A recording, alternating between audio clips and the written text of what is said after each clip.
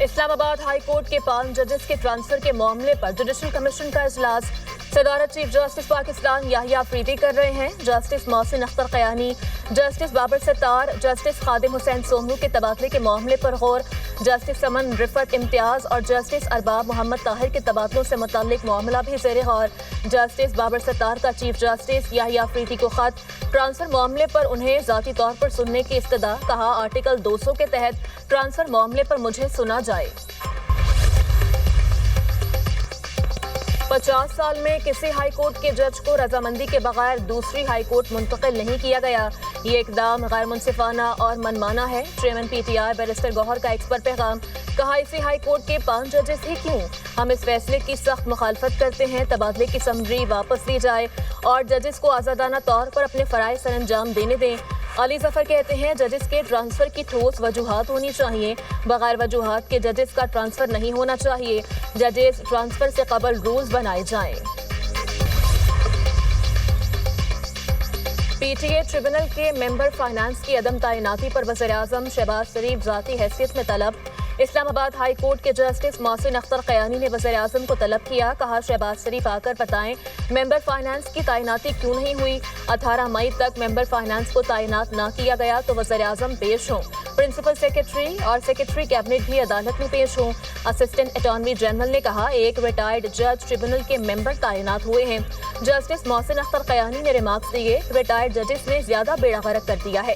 Retired ججز کو tribunals میں جانے کا زیادہ شوق ہے، کسی کا دل چاہتا ہے تو NIRC میں لگ جاتا ہے تو کوئی کسی اور ٹریبونل میں۔ پاک افغان سرحد پر افغان طالبان اور فتنہ الخوارج کی بلا اشتعال جارحیت۔ پاک فوج کی آپریشن غضب للحق کے تحت بھرپور جوابی کارروائیاں جاری۔ سیکیورٹی ذرائع کے مطابق پاک فوج نے چمن سیکٹر میں افغان طالبان کی متعدد چوکیوں کو مؤثر طریقے سے نشانہ بنا کر تباہ کر دیا۔ افغان طالبان کی سرشان، المرجان، EP پوسٹ، گاڑی اور دیگر تنصیبات کو نشانہ بنایا گیا۔ سیکیورٹی فورسز کا دفاع وطن کے لیے عزم غیر متزلزل ہے۔ دہشت گردوں اور ان کے سرپرستوں کے عزائم کو خاک میں ملا دیا جائے گا۔ پاک فوج کا آپریشن غضب للحق تمام مقررہ اہداف کے حصول تک جاری رہے گا۔ بانی پی ٹی آئی کا پمس میں طبی معائنہ۔ بانی پی ٹی آئی کو گزشتہ رات خصوصی سیکیورٹی حصار میں اڈیالہ جیل سے پمس لے جایا گیا۔ ہسپتال میں بانی پی ٹی آئی کی آنکھوں اور دانت کا چیک اپ کیا گیا۔ بانی کو طبی معائنے کے بعد واپس اڈیالہ جیل منتقل کر دیا گیا۔ پمس انتظامیہ کے مطابق بانی پی ٹی آئی کو آنکھوں کے فالو اپ علاج کے لیے 28 اپریل کو پمس لایا گیا۔ بانی پی ٹی آئی کو anti-VEGF انٹراویٹرل انجیکشن کی چوتھی ڈوز دی گئی۔ میڈیکل پروسیس سے قبل بانی کی رضامندی حاصل کی گئی۔ ماہرین چشم نے معائنہ کیا۔ مریض طبی طور پر مستحکم پایا گیا۔ مزید نگہداشت، فالو اپ ہدایات اور ڈاکیومنٹس کے ساتھ مریض کو ڈسچارج کر دیا گیا۔ Chairman P T I barrister Gohar نے ایکس پر پیغام میں کہا بانی کے علاج کی نوعیت کچھ بھی ہو، ہماری بنیادی تشویش اب بھی برقرار ہے۔ علاج بانی پی ٹی آئی کا بنیادی حق ہے۔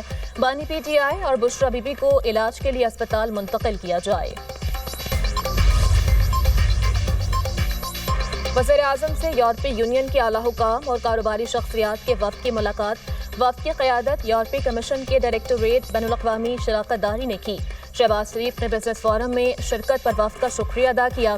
شہباز شریف نے کہا یورپی یونین پاکستان کا سب سے بڑا تجارتی شراکت دار اور برآمدات کی بڑی منڈی ہے۔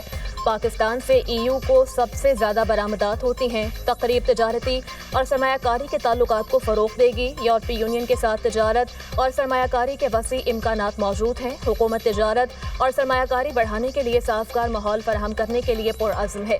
یورپی یونین وفد کی خطے میں امن کے لیے وزیر اعظم کے قائدانہ کردار کی تعریف۔ پاکستان کی معیشت بہتری کی جانب گامزن ہے۔ معاشی شعبے میں اصلاحات پر عمل پیرا ہیں۔ وزیر خزانہ محمد اورنگزیب کا پاکستان یورپی یونین بزنس فورم سے خطاب، کہا پائیدار معاشی ترقی کے حصول کے لیے اصلاحات ناگزیر ہیں۔ مارچ میں کرنٹ اکاؤنٹ $1 ارب سرپلس رہا۔ GDP 4% رہنے کی امید ہے۔ یورو بانڈ کی واپسی یقینی بنائی۔ جون تک ہمارے ریزرو $18 ارب تک ہوں گے۔ یورپی یونین پاکستان برآمدات کے لیے مفید منڈی ہے۔ امریکہ کا جنگ ختم کرنے کے لیے ایرانی تجاویز پر غور۔ صدر ٹرمپ کی قومی سلامتی ٹیم سے مشاورت۔ آپ نے ہرمز کھولنے سمیت ایران کی تجاویز کا جائزہ۔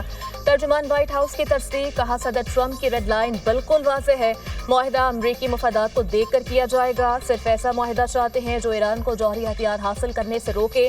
अमरीकी मीडिया के मुताबिक ईरान ने एटमी हथियारों पर बात मौखर करके आपने हॉर्मस खोलने की पेशकश की और बदले में अमरीकी नाकाबंदी खत्म करने का मुतालबा किया था।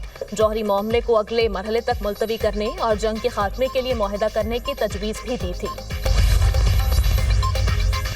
अमरीकी सदर ईरान की नई तजावीज़ से नाखुश हैं। बरतानवी खबर एजेंसी के मुताबिक अमरीकी ओहदेदार का कहना है कि सदर ट्रंप का मौक़िफ़ है, ईरान एटमी हथियारों वाले मामले से दस्तबरदार ना हुआ तो मुज़ाकरात का फ़ायदा नहीं।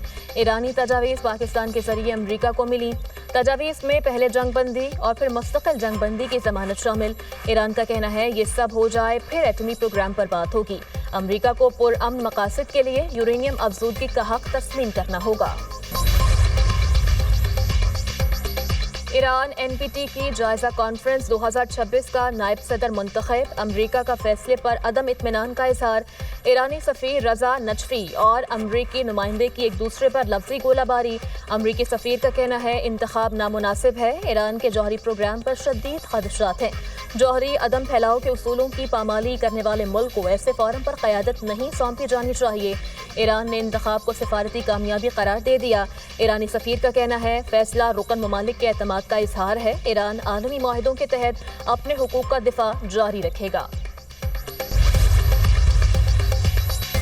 अमरीका अब दीगर ममालिक पर अपनी पॉलिसी मुसल्लत करने की पोजीशन में नहीं रहा। वाशिंगटन को अपने गैर कानूनी और गैर मंतकी मुतालबात तर्क करना होंगे। ईरानी नायब वज़ीर दिफा रजा तलाई ने का शंघाई ताउन तंजीम के वज़राए दिफा के इजलास में बयान, कहा आज़ाद ममालिक अब अमरीका के दबाव को कबूल नहीं करेंगे। ईरान एशियाई शराकतदारों के साथ अपने दिफाई सलाहियतें शेयर करने के लिए तैयार है। शंघाई ताउन तंजीम के रुकन ममालिक को खुसूसी तौर पर ताउन की पेशकश करते हैं। ईरानी वज़ीर ख़ारजा का दौरा रूस, अब्बास अराग़ची की मॉस्को में रूसी सदर व्लादिमीर पुतिन से मुलाकात, हिमायत पर शुक्रिया अदा किया। सदर पुतिन ने कहा ईरानी अवाम अपनी खुद मुख्तारी के लिए हौसले से लड़ रहे हैं, उम्मीद है ईरान इस मुश्किल मरहले पर काबू पाने के बाद अमन की जानिब बढ़ेगा। रूस मशरिक़ वस्ता में जल्द अज जल्द अमन कायम करने के लिए हर मुमकिन कोशिश करेगा। ईरान के साथ स्ट्रेटेजिक ताल्लुकात जारी रखने के लिए पुरअज़्म है। सदर पुतिन ने ईरानी सुप्रीम लीडर मुश्तबा खामनई के लिए नेक ख्वाहिशात का पैगाम दिया। अब्बास अराग़ची ने कहा खुशी है रूस के साथ आला सतह पर बातचीत का मौका मिला। ईरान और रूस के ताल्लुकात गहरे शराकतदारी से जुड़े हैं। ईरानी अवाम ने अमरीकी जारियत के खिलाफ बहादुरी से मुज़ाहमत की और करते रहेंगे। रूस की जानिब से यकजहती पर शुक्रगुजार हैं। ईरान को अपने हॉर्मस कंट्रोल करने का हक हासिल है, रूस के सफ़ीर का UN से खिताब। सफ़ीर का कहना है ईरान को अपने हॉर्मस में आमदोरफ्त महदूद करने का हक है। मगरबी ममालिक मुनाफ़िक़त और समंदरी क़ज़ाक़ी में मुलव्वस हैं। जंग के दौरान साहिली रियासत अपनी सलामती के लिए अपने पानियों में जहाज़ रानी महदूद कर सकती है। यूरोपीय ममालिक रूसी तजारती जहाज़ों पर हमलों की हिमायत करते हैं। मगरबी ममालिक अपने इक़दामात को छुपाने के लिए नाकाबिल कबूल जवाब पेश करते हैं।